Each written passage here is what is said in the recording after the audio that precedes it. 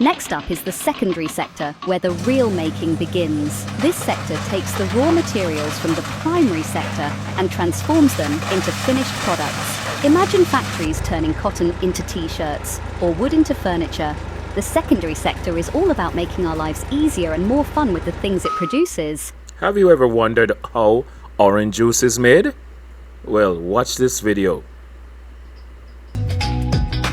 As the oranges exit the dryer, an inspector checks them for any mist damage.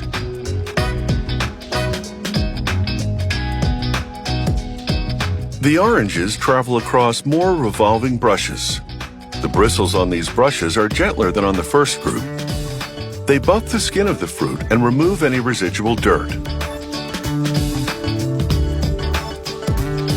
Finally, the oranges fall off the conveyor line into a bin. Now cleaned, the oranges can be juiced with no contaminants that could spoil either the product or juicing machinery. As a final precaution, the juicing operator performs one last inspection.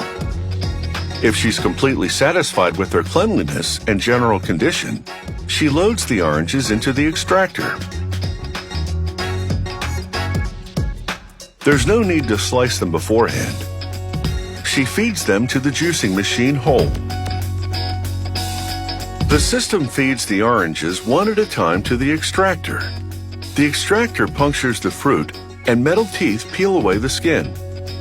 It squeezes out the juice while simultaneously filtering out the seeds and the membrane between the flesh of the orange and the skin. The juice flows into a vat. A screen in the vat filters the pulp to the desired consistency. There are several different filters for different amounts of pulp. The juice is bottled in jugs. The plastic jugs will accommodate any expansion of the unpasteurized juice due to fermentation.